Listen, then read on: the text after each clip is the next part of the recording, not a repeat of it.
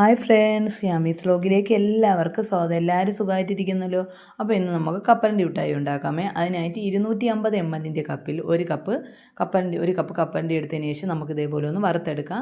തോടില്ലാത്ത കപ്പലണ്ടി ആണെങ്കിൽ പോലും നമ്മൾ കപ്പലണ്ടി മിഠായി ഉണ്ടാക്കുന്നതിന് മുമ്പ് ഒന്ന് വറുത്തെടുക്കുന്നത് നല്ലതായിരിക്കും. അതിനുശേഷം അതിൻ്റെ തൊലിയെല്ലാം കളഞ്ഞതിന് ശേഷം ഇതേപോലെ കൈ കൊണ്ട് നല്ലോണം ഒന്ന് അമർത്തിയെടുത്താൽ, മുഴുവനായിട്ടുള്ള കപ്പലണ്ടി ആയതുകൊണ്ടാണ് ഇങ്ങനെ അമർത്തിയെടുക്കാൻ വേണം. അപ്പോൾ അത് നല്ലോണം പുലർന്നു വരും.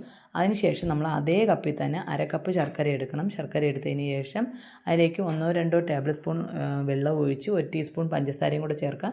ഇതിപ്പോൾ ഞാൻ നേരിട്ട് തന്നെ ശർക്കര പാനിയാക്കാൻ എടുക്കുന്നതിൻ്റെ കാരണം എന്ന് വെച്ചാൽ ഇതിൽ അഴുക്കോ ഒന്നും ഇല്ലാത്തതുകൊണ്ടാണ്. അഴുക്കോ എന്തെങ്കിലും ഉള്ളതാണെങ്കിൽ ഒന്ന് ഉരുക്കിയെടുത്ത് അരിച്ചതിന് ശേഷം നമ്മൾ പാനിയാക്കുന്നതായിരിക്കും നല്ലത്. എന്നതിന് ശേഷം നമ്മൾ ഇതേപോലെ ഒന്ന് പാനിയാക്കി എടുക്കാം. അപ്പോൾ ചെറിയ തീയിൽ ഇട്ടി തന്നെ ഒന്ന് പാനിയാക്കി എടുക്കുന്നതായിരിക്കും നല്ലത്. അല്ലെങ്കിൽ പെട്ടെന്ന് കരിഞ്ഞു പോയും കയ്പ്പ് രസം ഉണ്ടാവുകയൊക്കെ ചെയ്യും. അതുകൊണ്ടാണ് ഇതിൻ്റെ പരുവം നമ്മൾ കപ്പലണ്ടി ഇടുന്നതിന് മുൻപ് അതിൻ്റെ പാനി പരുവായെന്ന് നോക്കുന്നതിന് എങ്ങനെയെന്ന് വെച്ച് കഴിഞ്ഞാൽ, ഒരു ഗ്ലാസ് വെള്ളം എടുത്തതിന് ശേഷം അതിലേക്ക് ഈ ശർക്കര പാനി ഒന്ന് ഒഴിച്ച് നോക്കുമ്പോഴത്തേക്കും നല്ലോണം ഒന്ന് ക്രിസ്റ്റൽ രൂപത്തിലാകുമ്പോഴത്തേക്കാണ് ഇത് പാനിയായെന്ന് അറിയാൻ പറ്റണത്. അതിന് ശേഷം അതിന് മുന്നേ തന്നെ നമ്മളിത് പാനിയാക്കിക്കൊണ്ടിരിക്കുന്ന സമയത്ത് തന്നെ ഇതിലേക്ക് 1/2 ടീസ്പൂൺ ഏലക്കപ്പൊടിയും കൂടെ ചേർക്കണം കേട്ടോ. ഇതിപ്പം പഞ്ചസാരയും ഏലക്കയും കൂടെ ചേർത്ത് നമ്മൾ പൊടിച്ചെടുത്തതാണ്. അതിനുശേഷം ഇതേപോലെ ഒന്ന് ചെയ്താൽ മതി.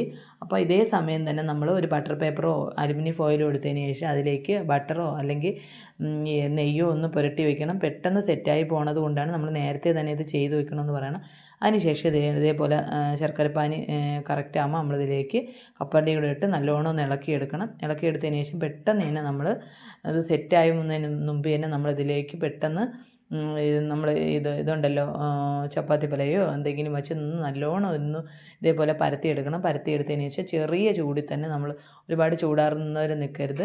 ചെറിയ ചൂടിൽ തന്നെ നമ്മൾ ഇതേപോലെ ഒന്ന് ഷേപ്പാക്കി എടുക്കാം. സൈഡൊക്കെ ഒന്ന് കട്ട് ചെയ്തെടുത്ത് ഷേപ്പാക്കി അതിൻ്റെ പീസാക്കി നമ്മളൊന്ന് കട്ട് ചെയ്തെടുത്തതിന് ശേഷം അതേപോലെ അങ്ങ് വെച്ചാൽ മതി. കുറച്ച് കഴിയുമ്പോഴത്തേക്ക് ചൂടാറിയതിന് ശേഷം നമുക്ക് പീസായിട്ട് ഇതേപോലെ ഒന്ന് അടർത്തി അതിൽ നിന്ന് എടുക്കാൻ പറ്റും. അല്ലെങ്കിൽ പിന്നെ പെട്ടെന്ന് പൊടിഞ്ഞു പോകും നമ്മൾ നല്ലോണം ചൂടാറിയതിന് ശേഷം കട്ട് ചെയ്യാൻ നിന്ന് കഴിഞ്ഞാൽ. അപ്പോൾ നിങ്ങൾക്ക് എൻ്റെ ഈ വീഡിയോ ഇഷ്ടപ്പെടുകയാണെങ്കിൽ എൻ്റെ ചാനൽ ഒന്ന് സബ്സ്ക്രൈബ് ചെയ്ത് സഹായിക്കണേ മക്കളെ. എല്ലാവരും ഒന്ന് ട്രൈ ചെയ്ത് നോക്കണം കേട്ടോ. നല്ല ടേസ്റ്റാണ്. നമ്മൾ കടയിലൊക്കെ ഉണ്ടാക്കുന്ന അതേ ടേസ്റ്റിൽ തന്നെ കിട്ടും. അപ്പം മറ്റൊരു വീഡിയോയുമായി വരുന്നവരെ ടാറ്റാ.